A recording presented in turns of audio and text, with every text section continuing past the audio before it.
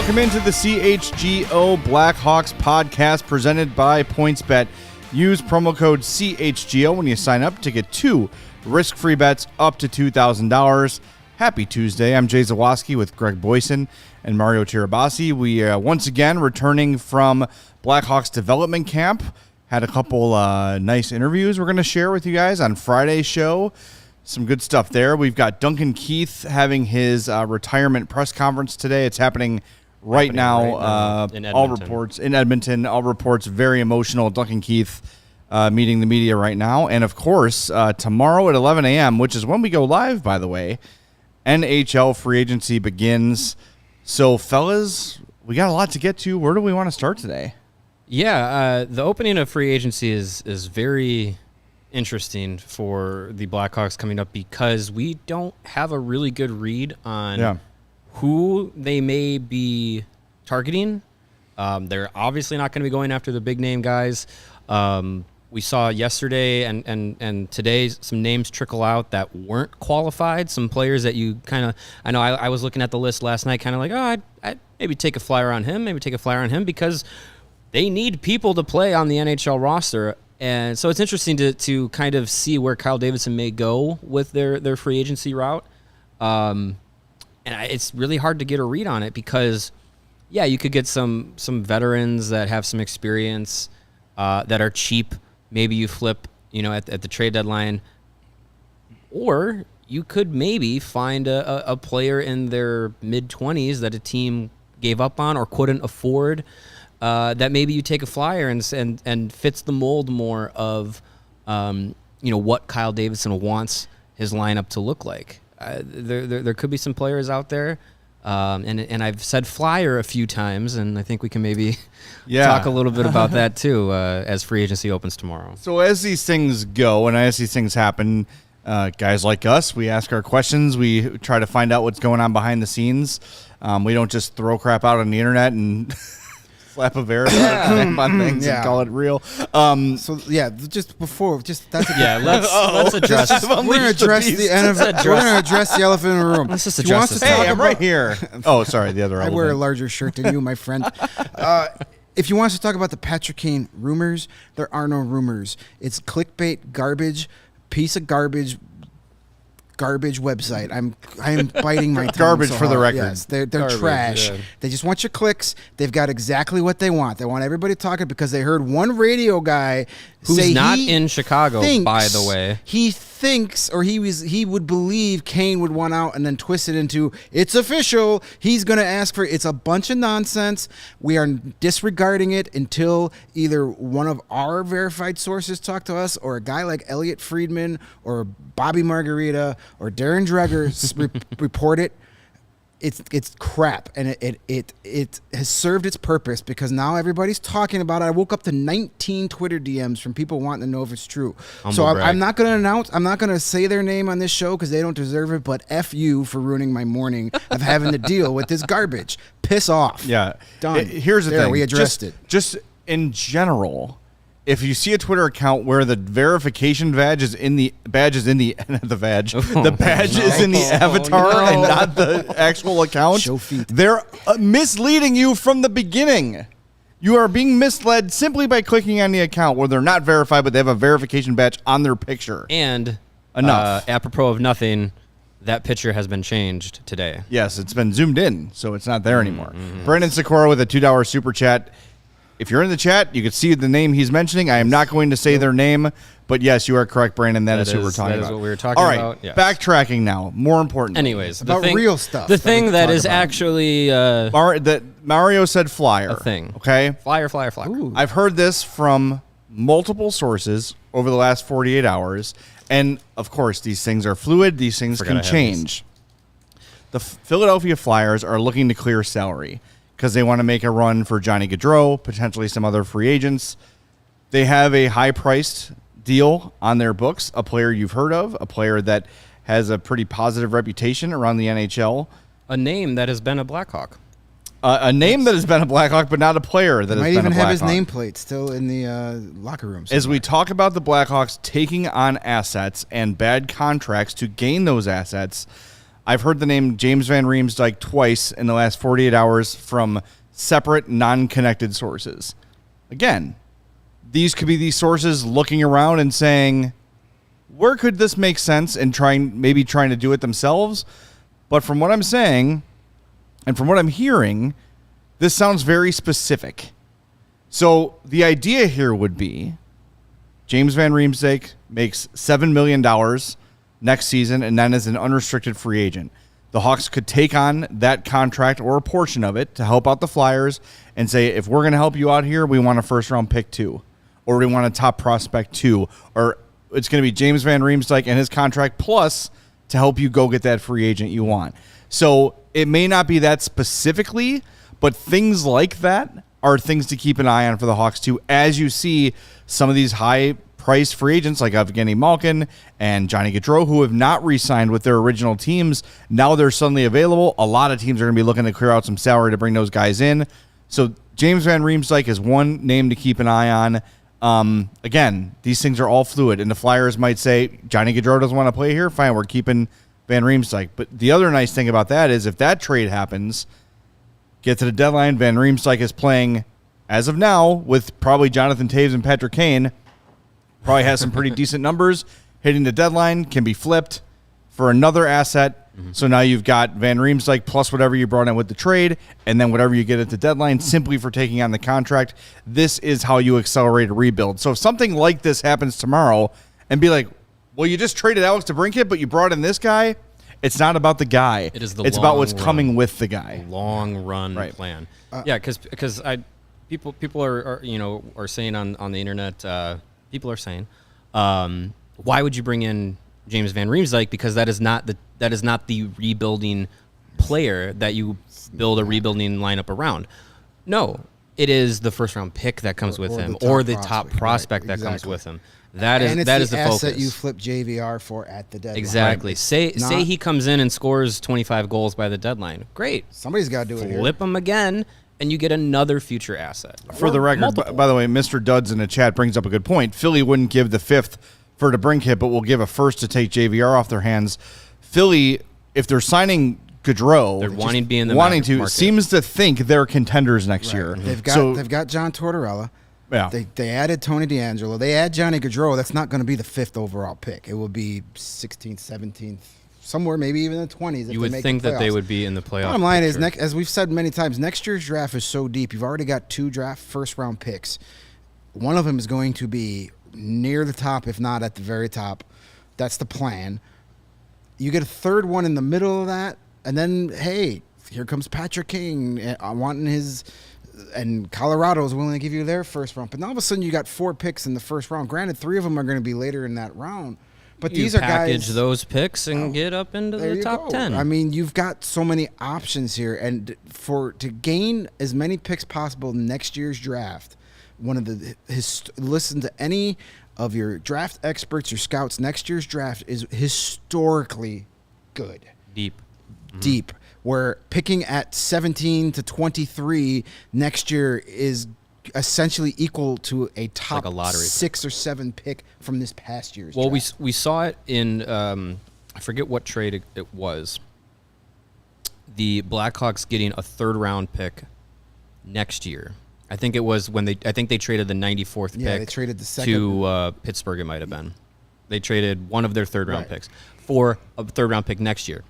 Everything we heard after that happened was, people on the broadcast, people inside the NHL and in the draft community saying a third next year would be like getting a second in this year's draft class. So the depth of talent next year, second-round pick might get you a talent that would have gone in the first round and this year, and so on and so forth. So they had 11 picks this last draft. Did they have 11 in next year's draft, especially with at least 2 in the first round, maybe more? You're looking at a crop of players that you can point to and say a good handful of these probably pan out to be NHL regulars, some of them NHL superstars, maybe even a franchise-altering player. We've said maybe this rebuild is 4, 5, 6 years before they're contending. If you draft right and develop right, something we're not used to, this could actually be a 3-year optimistic outlook or a 4-year outlook before we're talking about playoff hockey again. You'll be able to see the signs of competitiveness. I believe that was a Counting Crows album. Yes, it was. Signs of competitiveness. You'll see those sooner rather than later. Another team, now I'm going to preface this is pure speculation and just my brain working. I don't have a source. I don't have anybody telling me anything. So don't throw it out there that I'm your Chicago internet insider telling you these things. But one team that I would watch for between, not necessarily between now and the start of free agency, but before the start of season, Vegas Golden Knights has to get rid of some salary. They literally are almost negative $7 million in cap space. That's a lot of. They have to clear a contract or two, so that could be a team. Now I know they don't have a ton of prospects or picks because they've been getting rid of them all. They've been going for it every year. They've been swinging and missing repeatedly. And they're going to be in big trouble here in the next couple of years. But they literally have to get rid of almost $7 million of contract just to be able to compete on opening night. So that could be a team that you might be able to hold over the barrel and take advantage of. Again, that is just me rattling off things here. That's a thought out loud. Yes, that is me looking at what teams need to get rid of bad contracts. That's the team on the first on that list. So that is probably a team I would assume that Kyle Davidson has had some preliminary chats with, and that's a team I would watch out for over the next few days. And for those just tuning in here, No Roy's Just Rage is asking, are we doing a live stream for free agency frenzy tomorrow? Yes, 11 a.m. we will be on the air right as free agency opens. We will live react to everything happening in the NHL and potentially things happening with the Blackhawks. Yes, it's going to be fun.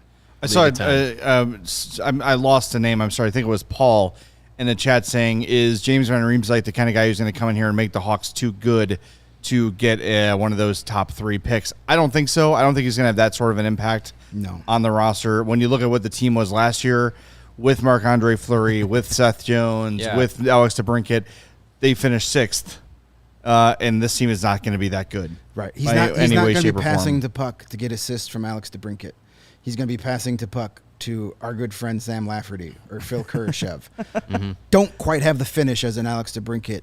And if JVR was that much of a difference maker, a team that was looking to contend like Philly wouldn't be looking to get rid of him as a salary dump to improve in the first place. Right, yeah. So I wouldn't worry about having 4 months of James Van Riems like making this team all of a sudden too good. Right, and also a third of the season is played after the trade deadline. There's plenty of losing that can be they can done go during they can go 0-24 after the trade deadline.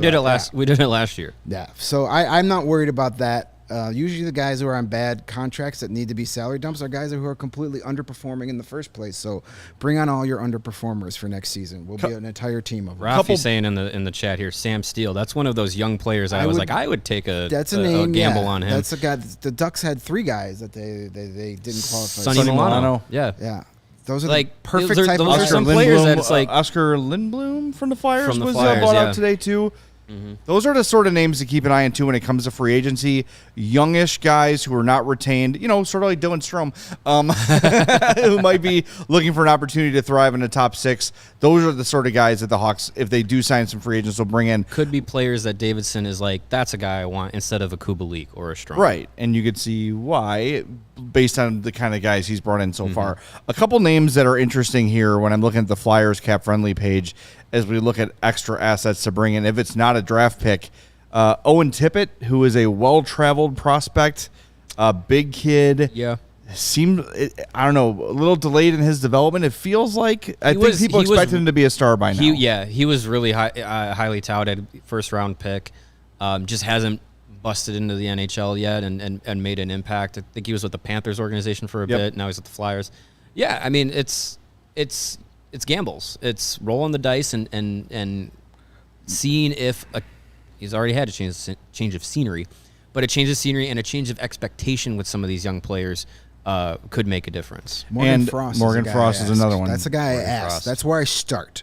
If you're not giving me your first round pick, I start at Morgan Frost, and then if they're not willing to do first round pick or Morgan Frost, then maybe you don't do it. Then I say, okay, thanks for your time. I'm moving on because I don't need to take on that contract. Frost is the rare 10.2C free agent. This player has not accrued the necessary amount of professional seasons required for Group 2 RFA status. They are ineligible for offer sheet. Interesting. I don't think I've ever seen that before. That was the case with Cam Morrison from the Blackhawks. That's right. 10.2C. You didn't know that. Come on. Shut up, man. It's all about the illusion. His sources told him. Yes. And Jim true. Morrison. That's true. Yeah. He also was one of those guys. Related to the Hawks, Tippett. Isn't he Dave Tippett's son? He is a Tippett? Tippett tree Yeah. family tree member, I believe. Tippett Tree. I saw those guys open for. They opened for County Crows.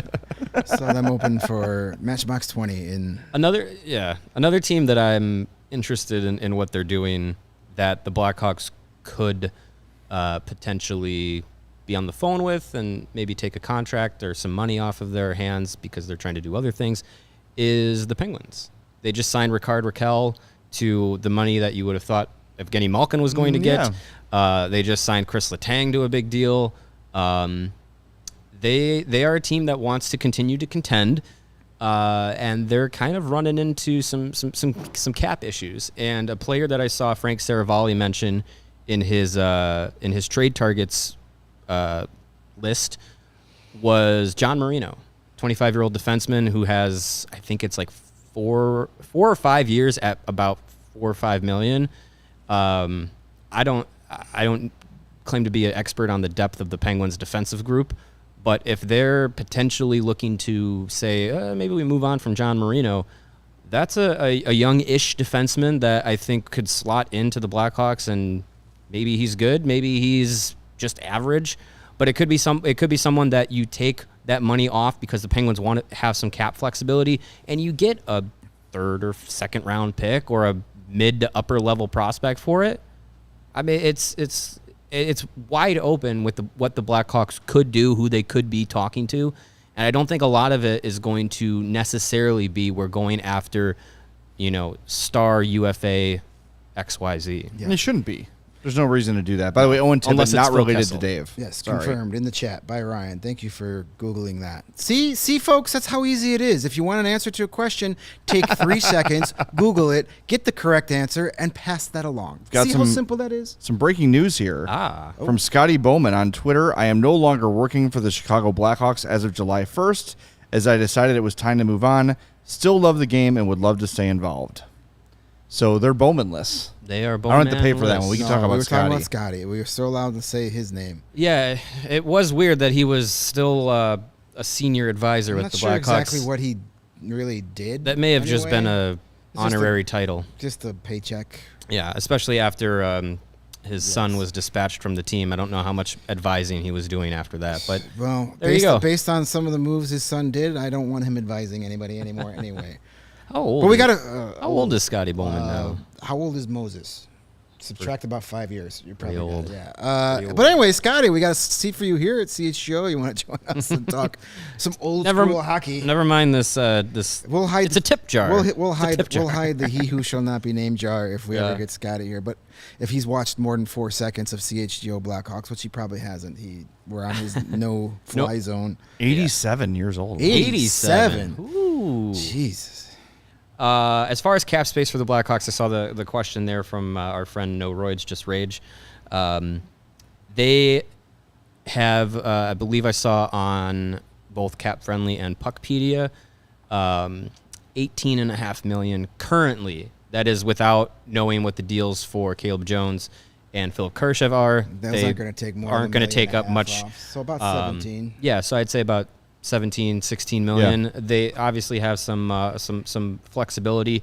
Duncan Keith, I don't think that they were preparing to take on his dead cap penalty, but that's something that they're working with. The buyouts of Connolly and Borgstrom were made official today. That's freed up about $2 million in cap. So they got plenty again, of it's room all to be moving creative. parts. But yeah, they have a lot of room to take on 1, 2, maybe 3 bad contracts because they need to fill out their NHL roster and get some future assets, or they take a couple flyers. Getting back quickly to guys that weren't given qualifying offers, there's one name that that jumped out to me that I would love the Blackhawks to add, and that's goaltender Jack LaFontaine, who was not qualified by the Carolina Hurricanes. This was a really good. He had a weird situation last year where he literally left the University of Minnesota mid-season because Carolina was having that run of goalie injuries, and they just needed somebody. So literally needed someone. Can you leave school and come play for us? And he did, and he actually played, I think, one game for Carolina, but he spent a lot of time with the Wolves.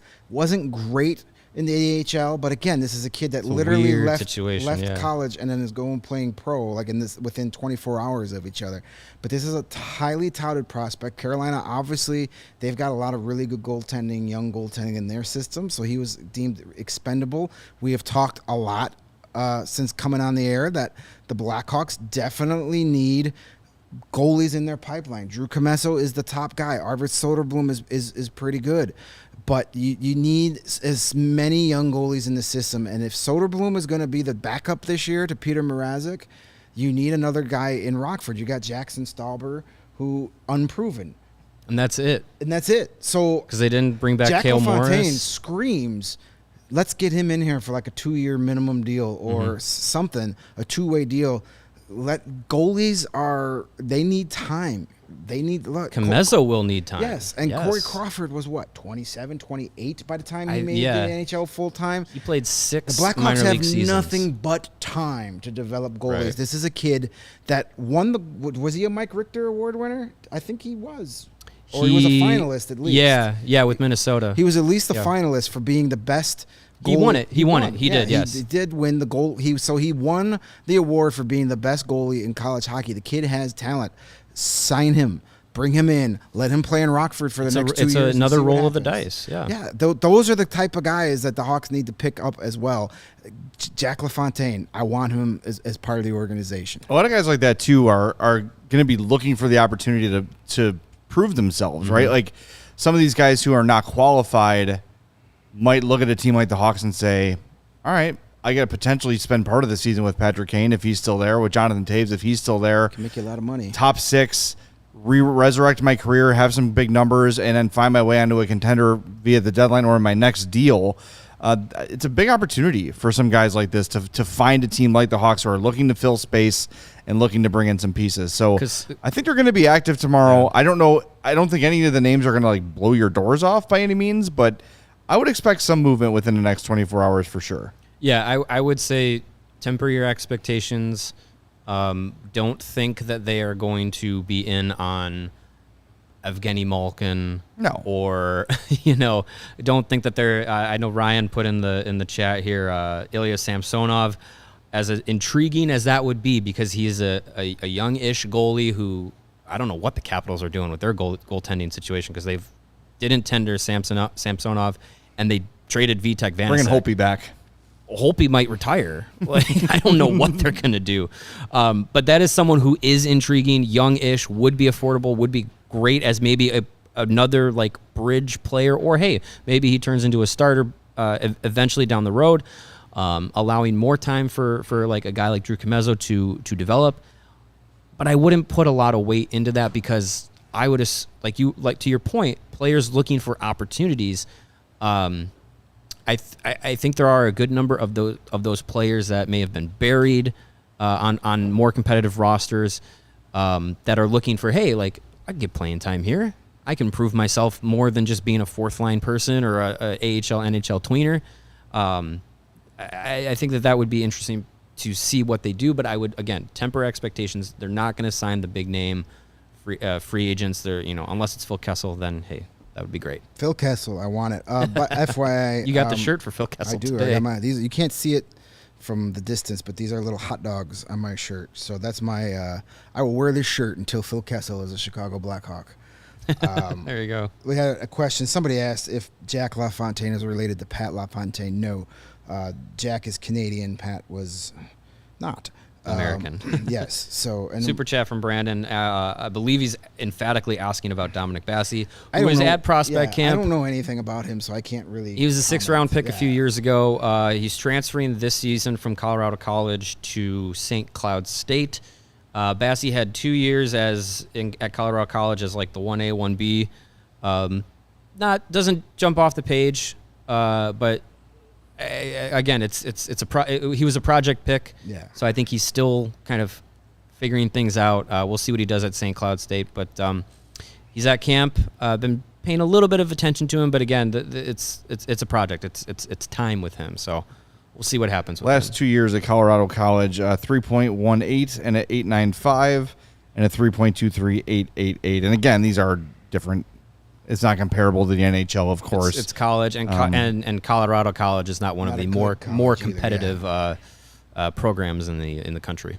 Yeah, but I mean, look, this is what we're talking about when you keep getting assets, right? You try to acquire as many of these pieces as you can, and you hope that if a third of them shake out, you did a pretty damn good job. And we should get into prospects camp here next, and we will. First, we want to tell people about our friends over at PointsBet, and that is the best way to support us here at CHGO. We're at prospects camp. We're doing interviews. We're doing all sorts of extra content for the show. So if you're enjoying what we're doing, let us know. Download the app.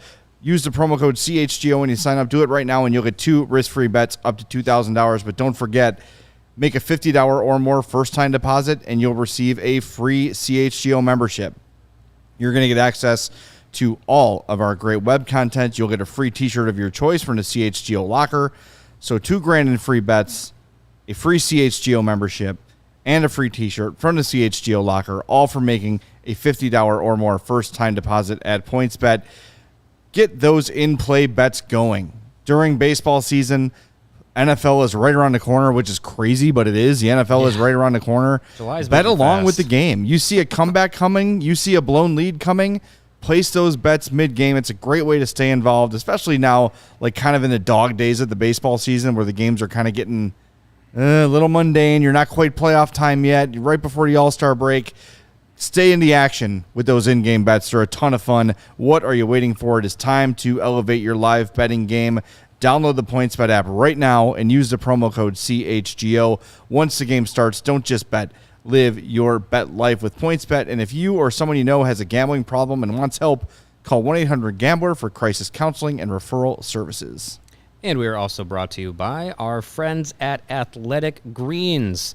They are proud of their AG1 product. It is a formula designed to improve your gut health, optimize your immune system, and give you more natural energy. In just 1 scoop of AG1, you're absorbing 75 high-quality vitamins, minerals, whole food source superfoods, probiotics, and adaptogens to help you start your day right. And if you have different dietary restrictions, it is perfect to fit into those lifestyles, whether it's gluten-free, dairy-free, keto, paleo, whatever it is, it's easy to incorporate into your life, no matter how busy you might be. It's a small once-a-day habit with big benefits, and right now it's time to reclaim your health and arm your immune system with convenient daily nutrition. It's just 1 scoop in a cup of water every day. That's it. No need for a million different pills and supplements to look out for your health. To make it easy, Athletic Greens is going to give you a free 1-year supply of immune-supporting vitamin D and 5 free travel packs with your first purchase. All you have to do is go to athleticgreens.com/CHGO Blackhawks. Again, that's athleticgreens.com/CHGO Blackhawks to take ownership over your health and pick up the ultimate daily nutritional insurance. I got some questions in the chat here. Brandon asks, when is Kyle Davidson going to be on the show? Hopefully soon. Probably once the draft is now over, but once free agency sort of slows down and his offseason slows down. Now is a very busy time. Yes. He should not have time for us right now. No, but he is definitely on the list, and I think the team is going to accommodate us. I would look late July, early August for that one. And they are meeting the media tomorrow at some point. Thursday, I'm sorry, yes. They're meeting the media on Thursday once free agency begins. Actually, wait. We just got a release that said that Eaton and Davidson will be available tomorrow. Tomorrow. At some point. So if there's free agency news or not, he's going to want to be made available for that. It says TBD for when he'll meet the media. Okay. But yeah, and another one, have we heard anything about Taves, Kane, or Jones wanting out? If we heard that, it would lead the show. We did address the faulty, air quotes, rumors flying around from clickbait sites last night. Go back and check out the beginning of the podcast for that. We don't need to get into it again. I would just say, here's another thing I'll sort of add to your point that started the show. No one that is like verified or actually like plugged in is keeping anything from you. No. They may have to talk around it a little bit and say, it sounds like this might happen and keep an eye on this. Like there's ways to say it where they can't just out and say it. no one's going to have that information and sit on it. Okay, so if a major rumor comes out like that and nobody with an actual blue check mark is talking about it, pump the brakes. Verify. Patrick Kane, if and when he asks to be traded, it's not going to be broken by a Facebook fan group. Right. It's going to come from a real source. If someone had that information, they would put their name on it. Yep. Correct. Don't trust articles on websites that don't list an author. There's another pro tip. If you're reading an article on a website and they don't put a name attached to who wrote it, it's probably a load of crap. Move along. All right. Michael asked about goalies in the pipeline. Saw a bunch of them today. Drew Commesso, who we had the chance to talk to, you'll hear that interview on Friday, is obviously head of the pack. Yeah. As far as that goes. What? Nice kid. Oh, yeah, nice kid for sure. Nice. Enjoyed our chat with young Drew. Yeah, it was great. He's the top guy.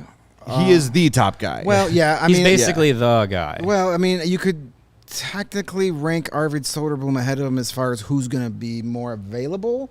Well, yeah. Long-term picture, Commesso is the guy that I don't want to pin franchise goalie, any kind of pressure on the kid, but he's the top he's the top prospect. Yeah. Soderblom is probably going to be the guy we see first. We saw him a little bit. He may be the backup this year. If not, he's the number one guy in Rockford. His upside is there. Yes. Yeah, he's young. 23? Yeah. Played one top professional season in Sweden before coming to North America last year. Did fine with the Ice Hogs. Yeah. And after that, there's not a whole lot of anything. There is Jackson Stauber, who is coming from college. Dominic Bassi, who is still in college, and that's it. So, yes. So, when you see young goaltenders not get qualified, like a Jack LaFontaine, you scoop them up. Try it. Yeah. And then this could be another year where we see some more European goalies getting added to the mix. Another Arvid Soderblom type. Another Antti Ranta, Antti Niemi. Go that route. The Hawks have had some pretty good success with European goalies. And Colin Delia was a camp invite and ended up impressing the Blackhawks, getting signed. He had a decent minor league run with the team. There's a couple guys in this year's camp that Ludwig person that we keep Ludwig person. Oh, that's Ludwig Person. Persson. Yes. Mitchell Weeks is another camp invitee goalie. I believe that's the two of them. Yes. Bassi, Weeks. The one that impressed me, Stauber, is Joseph Serpa. That guy, not a goalie, but not a goalie, right? Forward, in terms of he's a forward. Mm-hmm. But in terms of camp invites, there are some dudes standing out in that. Yeah, Serpa sounds like a guy that can guide you to the top of a mountain. Championship mountain, baby. I thought it was weird. He was wearing fur ice skates, but his jersey was fuzzier than everyone else's. Yeah, yeah. I think we've covered pretty much every goalie they have in a prospect, invite or not. And I wouldn't say. I mean, it's hard to tell at development camp if any of these guys are anything, because it's just drills. And like there was a point yesterday, I'm like, oh, Drew Comesso's glove hand doesn't look great, and then he made 10 spectacular glove saves and drills right after that, right? So it just, I know like yesterday we were sort of surprised by how hungry everybody was for our prospects camp takes, but if you've ever attended, it is really hard to draw any sort of grand conclusions from it. You do see over time. Well, you can see though, I will say, like when you see first round picks on the ice, there's a difference. Like, and when you have a guy like Alex Vlasic who's played NHL games now against guys who have played in high school or in college or junior or junior ranks internationally, you see the difference, right? And you see why they're playing in the NHL. And we mentioned him yesterday, but we should bring it up again on this topic. Like Philip Roos is another international free agent they signed, and that's a guy who you can tell has played professionally before. He stands out. There is a calm to his game, where you see a lot of the prospects, and I think they're processing things really, really fast and trying to do everything perfectly. And sometimes you'll see a little bit of, I don't know what the word is, like hecticness to their game, or like real twitchy. Jittery. Some jittery is a good word for it. Whereas Roos is just very calm, very smooth, just makes the play, gets it out of there. You see the same from Alex Vlasic, who made an end rush today. Spectacular. Yes. Mario retweeted people that were able to actually capture the video. Yeah, I was. You're dead. You were so I was so mad. I was talking to you guys, and we were watching the play happen. I was like, "Oh, this is a good rush by Vlasic. Oh, what a move! Oh, he scored! Wow, I wish I had video of that." And then here's Charlie and Scott with like perfect angles of it. I'm like, well, There you go. We're thinking an IMAX camera. Yeah. My video clips per 60 at Prospect Camp are lacking right now compared to those guys. Our guy Joel Olmo, our buddy out in Rockford, got to briefly say hello to Joe today. Good seeing you. As the Rockford crew was in for media, but he says Mitchell Weeks will be in Indy. So there you go. Indy Fuel ECHL. Of the ECHL. So he's moving up the ladder. They have not been called the East Coast League since 2003. Should I tell him a Mitchell Weeks social media idea? That was we might be able to make it happen. I had a fun idea. I was like, man, if Mitchell Weeks was like an actual top prospect, since his last name is Weeks and he's a goalie, I was like, let's take Mitchell Weeks to a different spot of the building and ask him a question, like from in front of the men's room with a garbage can on his head, from in front of the concession stand. Kind of play off the old Kevin Weeks stuff. treatment. I thought that was a lot of fun, but we might maybe now that we've actually talked about him on the show. Apparently, people are starved for Blackhawks goalies, so maybe we'll have to make that happen. We got to put him on the. There's a Blackhawks stick throne in the concourse Game of Thrones Blackhawks. Yeah, sit him in the throne. Reporting live, stand nothing's happening. Stand him in the middle of the other rink while some squirts are doing drills. Yeah, it could be fun. Yeah, Justin asks in the chat, will Reichel be playing more games with the Hawks or the Ice Hogs this season? I expect him on the opening night roster. Unless him on the opening night roster. 82 games, right. And if not, probably. And I don't want to say it's safe to say something's gone wrong, but I think everyone expects him to be a full-time NHLer next season. That's why he's not at prospect camp. Well, and they can, we preach patience and development. At some point, you kind of have to just play these guys. And I think, we had patience in development with Reichel last season. He played most of the year with the Ice Hogs. I think it was 11 games with the Blackhawks. Didn't look out of place in the NHL. But as we've mentioned on this show before, sometimes young players not looking out of place, that's all well and good. But up here, it's going 1,000 miles per hour, and they're just trying to tread water. And that's not really what you want. Yeah. I think with Reichel, he's played 2 professional seasons in Europe. He's now played a full year in North America. The Blackhawks are starved for players who could be good. I think from a roster standpoint and from a presentation of hope standpoint, here's a full season of Lucas Reichel. And the Hawks have the luxury, if they makes the opening night roster, which I fully expect him to, and he struggles in October, you can send him down to Rockford for a week or 2 to get that confidence back. Would not bat an eye. And that wouldn't be a declaration that this kid is a bust and it's a failed draft pick. Right. No, it would be like, hey, we've got nothing but time to develop this kid. He needs to go back and work on certain aspects without the pressure of playing in the NHL. Let's give him 2-3 weeks in Rockford to get that back, and then he'll come back. No one's calling Ian. I don't think anyone is calling Ian Mitchell a bust because he went up and came back down and then developed, and now he'll likely fight for a spot on the NHL roster this year. Blackhawks have nothing but time right now. So if Reichel needs to play more in the AHL, he will. I just don't expect him to. I think he's going to be one of the best storylines of this upcoming season. One of the things to be positive for. Flickers of hope. One of the things that we need to watch, especially to see how did Lucas Reichel play on opening night compared to how he played on game number 82. That's going to be a huge storyline this season. So, and it's something we're going to talk about a lot once things get going here in October. Yeah, and you made a good point. You can't do a shift-by-shift, game-by-game critique of Lucas Reichel. It's going to be a season-long growth pattern. And look, he's ready. I think we all agree he's NHL ready. But throwing him into he has to be full-time top 6, as this roster is right now. There's going to be no easing him in anymore, right? Like I think if the season started today, he's probably your number 2 center.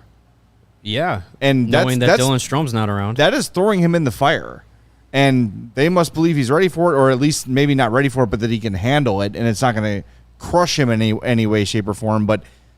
It's just we've got to, with all these prospects, and Reichel will be our first example, it cannot be he turned the puck over, he sucks. He hasn't scored in 10 games, he sucks. Like, that is just not a healthy or logical way to assess a prospect. Sorry, Mario. Go ahead. We are all of us Hawks fans are very spoiled by how the Hawks prospects developed over the last decade. So many of them were NHL ready from jump. Kane, Taves, Saad, DeBrincat jumped into the NHL right away. That is not normal. Right. It's not normal. That's not how it goes. Most prospects, even the very, very best, take some time to develop in the minor leagues, and even when they come in, they're not great right away. So we have all season to talk about this, but you got to give it time, and you can't keep falling back on, well, why isn't Lucas Reichel Patrick Kane yet? Like, what the hell? I was told he was their top prospect. He is right now, but it doesn't necessarily mean he probably will never be Patrick Kane. But it doesn't mean if he doesn't become a 60-point guy this year that he'll never reach that plateau in his career. I think, 100% agree. I think what is also important is not only the fan base wanting to have, needing to have patience with Reichel and his development. I think it's very important that you have a coaching staff who will be patient in the development process. And I like to believe with what we know about Derek King and what we know about Luke Richardson, and they will be part of the coaching staff together. I think they have the right people to help have a conducive environment for patience and development, and I don't think we're going to have a situation where Lucas Reichel makes one bad turnover and he's planted on the bench for 30 minutes or whatever. Yeah. I don't think there's going to be anything like that. I think there will be a environment for these young players to learn from mistakes, be given the freedom to make some young mistakes, and not have to be planted on the bench for them or scratched, because who are they going to be scratched for? Yeah. But honestly, the Blackhawks are going into a position where you're going to have to let some of these young guys go through those growing pains, and you can't have them playing fearful of making a mistake, because that's just going to turn into making more mistakes, making bad habits, and messing with their confidence and their mentality. Well, that's what Derek King said to us when we talked to him. And then when the Hawks hired Luke Richardson, and you saw old stories about him coming out, all the Montreal players were saying he's not the kind of guy that's going to get on you and punish you for a mistake. He's going to use it as a learning opportunity and a teaching opportunity, and then take you aside maybe after the game or a couple shifts later. Look, players know they effed up, right? You don't have to be like, if someone turns the puck over, you don't have to get in their ear the second they hit the bench and blast them. They know they screwed up. Give them some time to shake it off. Put them right back out there. That's trust, right? And I think that goes such a long way when a player makes a mistake to be trusted and not punished, especially in this environment of rebuilding. That's a huge thing. And we know Derek King's that way. Luke Richardson appears to be that way from stuff his former players have said. Don't know much about Kevin Dean, but coached under Bruce Cassidy, longtime NHL player. And he was a guy who was good, not great, who had his share of mistakes when he played. So Derek King is a similar kind of, I think all three of them. Yeah. Luke Richardson was the best of those three players in terms of career accomplishments, tenure, succeeding at what their role was. Yeah. But the three of them were not superstars by any means. They had their struggles. Like Derek King was an early first-round pick that struggled to develop. Mm-hmm. All these guys know what it's like to screw up on the ice, and they know what they responded to and what they didn't, and how to apply that to today's player. And I really think, especially with King and Richardson, and we'll find out with Kevin Dean, they know how to talk to this generation of players. Mm-hmm. It's going to be really interesting to see how they handle failures and potentially repeated failures from some of these young kids. And there's no pressure to win on this coaching staff. Luke Richardson has a 4-year There's a desire to win, but there's no pressure. And there's no pressure on these kids it's all about the development. So it's not like, as you mentioned, Lucas Reichel makes a bad turnover that puts the puck behind his own goalie. Okay, get him right back out there. Don't sit him. There's no pressure. Part of the problem with and I know he's gone, Kirby Dach, but he was rushed, and he was rushed to perform like a number 3 overall pick on a team that still had these illusions that they were a contender. There was pressure right away. You're our number 2 center in a team that wants to make the playoffs. There is none of that right now. So go out and make your mistakes. Yeah. Learn from your mistakes and don't repeat your mistakes. That's what you want to see. If somebody makes a terrible mistake, you don't want to see that kid make that mistake the next time he's in that exact situation. Those are the things we got to watch for this year, is the growth, the maturity, the development of these players. Lucas Reichel makes a bad play. next time he's in that situation, he makes the simple, safe play. Then you're going to go progress. That's what you want to see. And with no pressure to win at all this season, coaches can take that time to say, okay, instead of putting you on the bench because you're going to prevent us from winning, I'm going to put you right back out there so you show me that you've learned what I just talked to you about. You can bounce back from it. Yes. So these are the things that I think is a luxury for a coaching staff more than anything else, is not having that pressure for results in the points in the standings. There's none of that.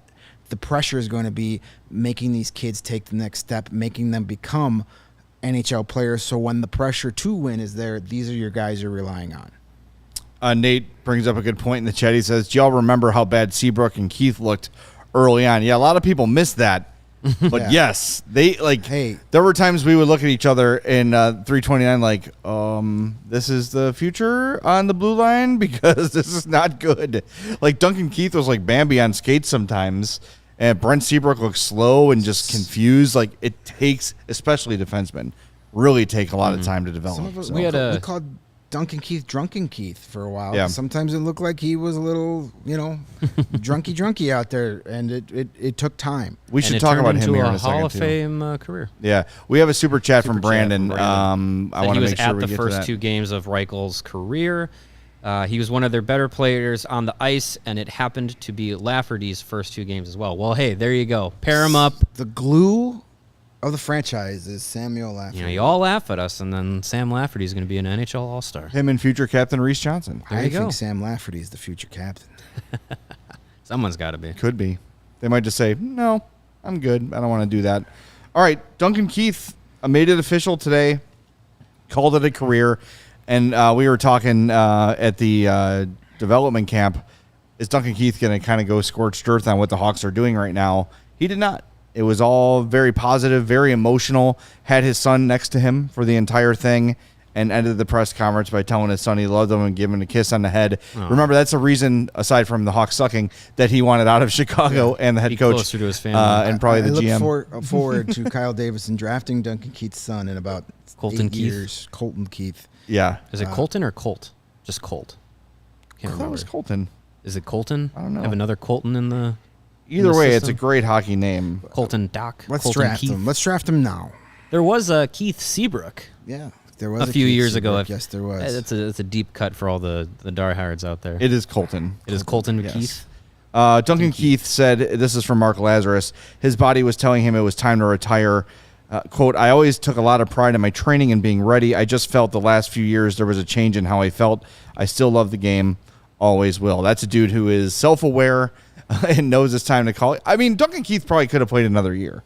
He probably could have, yeah. Not to But his his- standards. yeah, But not to his standards. And exactly. kudos to you for saying, you know what? I have an expectation and my own standard of how I hold my game, and if I can't meet that, then I don't want to be here. That takes a lot of courage. It takes some stones to admit that. A lot of guys don't. A lot of guys will play through that contract, and you're kind of like, "What are we Just doing take here?" their Yeah. just cash So, cash that last year's paycheck and then if you call it a have day. your career has a certain standard you've played at, and you can't meet those expectations anymore, kudos for making the decision to say it's just not in the cards for me. I don't think Duncan Keith is a guy that's going to disappear. No. I don't think. I think he could be one of those guys that, if he wants to do broadcasting, he definitely can do that. If he wants to do Really? coaching, I think he could be one of those institute. If Kevin Biekska can do it, Duncan guess Keith that's can true, do it. yeah, that's all right, he can do one. Not. I'm not saying like in the booth, but one of those Yeah. TSN in studio guys. I can see him being Could that. see that. I think he could be as good at that as he wanted to be.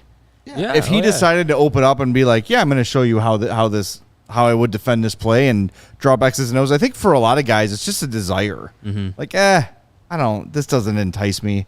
I don't want to have to review a bunch of film and draw up this play. Yeah, if it's a way to stay in the game, guys like that can't. They hate being away from the game. So if coaching is not a thing, scouting maybe he could be. I mean, I would trust Duncan Keith's judgment on a young defenseman if he's going to be any good. That's a guy. If I had on my scouting staff says, hey, I think we should draft this kid because I see a lot of me in him, I'm going to go, okay, let's take him. Yeah. Also, we know that Duncan is not shy about sharing his opinion.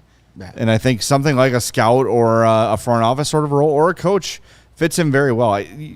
This is not the last the hockey world has seen of Duncan Keith. No. There's no way. I do wonder a little bit, though, if the team, because of how his media availability played out with the Kyle Beach situation, I wonder if that is something the team maybe says, oh, we'll take you, we'll present you to the crowd, we'll say, hey, we're going to retire your number on X date, but then they kind of have a little distance because it is complicated because he was one of the highest profile players to quote unquote speak about that situation and said nothing. Right. And it's complicated. I love Duncan Time Keith. heals all wounds, though. So they'll Sure. give it another year or They'll two. give it some time, yeah. for sure. And I think we do have to address that situation was not perfect, not a good situation for him. He didn't come off in a great way.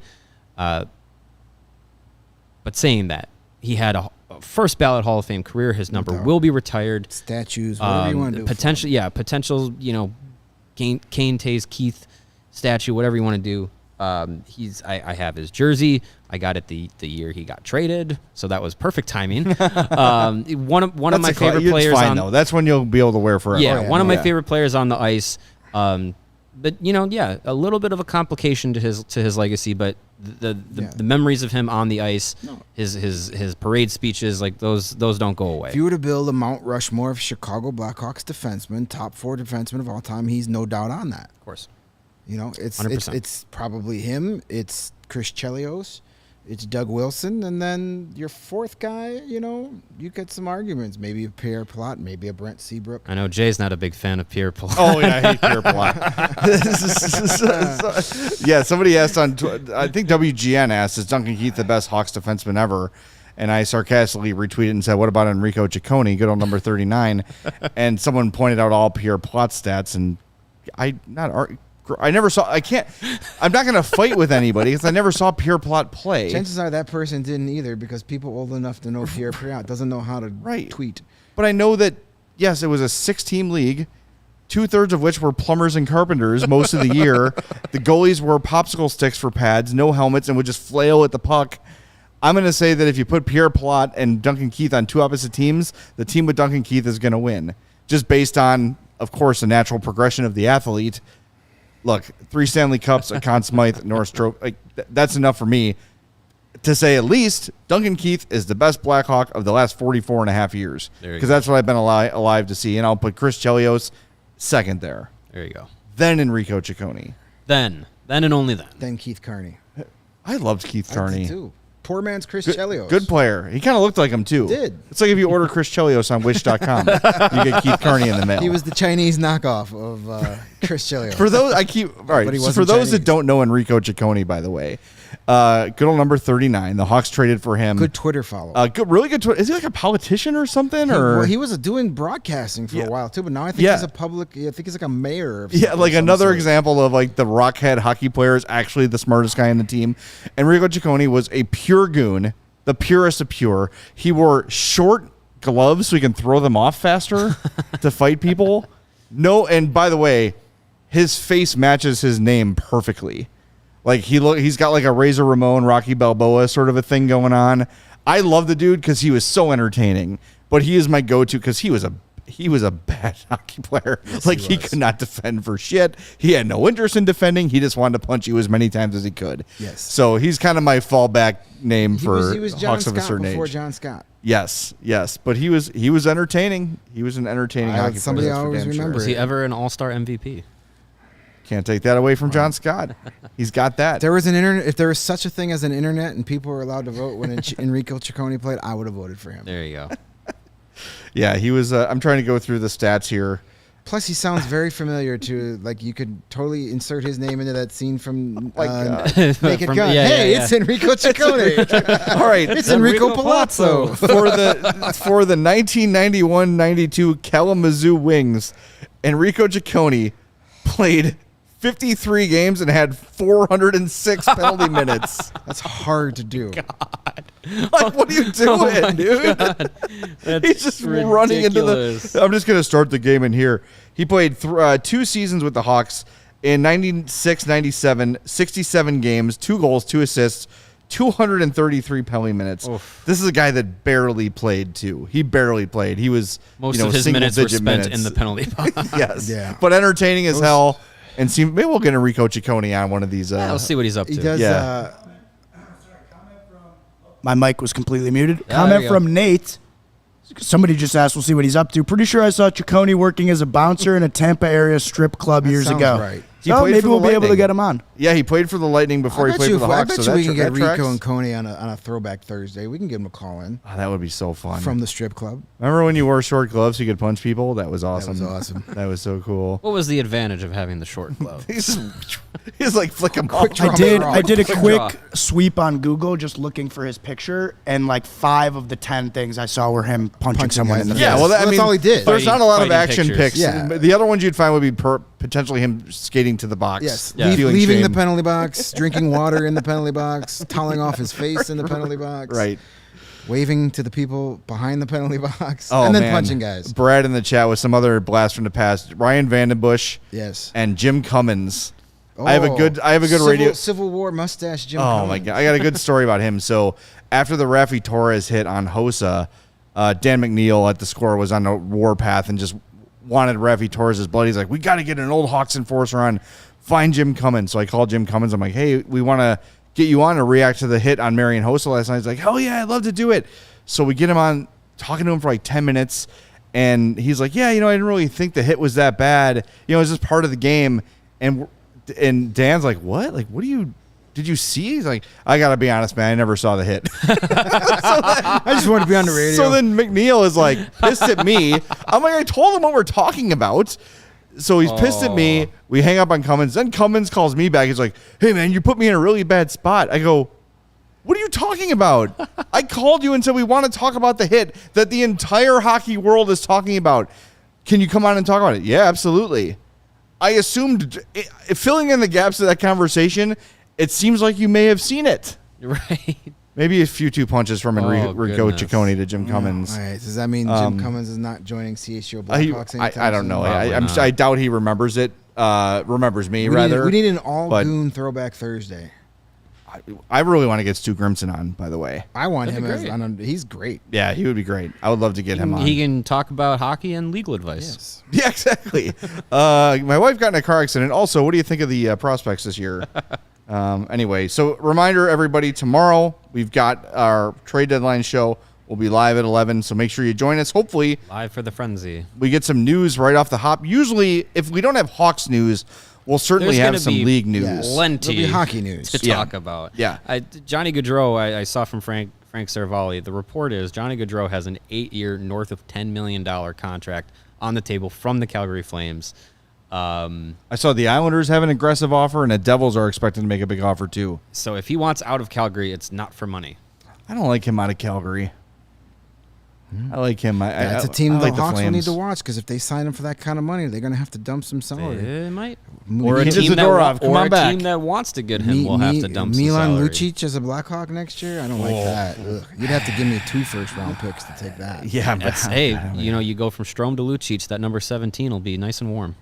there you go. About the same speed, too. And out the man. door, Trash him on the way out of town. All right, thanks everybody for joining us. The chat was hopping today. We appreciate it. Great time. One final reminder, the best way to help us continue to grow here at CHGO is with that PointsBet app, and use that code CHGO when you sign up. You'll get the 2 risk-free bets up to $2,000, but with that $50 or more first-time deposit, you get that free CHGO membership, a free T-shirt from the CHGO locker. That's like a $25 value right there. There you go. The $50 deposit pays for itself with the CHGO membership and all the perks that come with it. Access to our Discord, all that great stuff. Do it. You're going to love it. And reminder that online sign-up is available now in Illinois. So download the app. You're ready to start wagering within 5 minutes of downloading the app. It is good to go. You're actually downloading the PointsBet app and registering from start to finish. It is the fastest sports book, and it is so easy to do. So what are you waiting for? Once the game starts, don't just bet. Live your bet life with PointsBet. If you have a gambling problem, call 1-800-522-4700. All right, once again, thanks for joining us. We will talk to you on Wednesday at 11 a.m. for free agent frenzy. If anything happens at all for the Blackhawks, we'll talk to you at 11 on the CHGO Blackhawks podcast.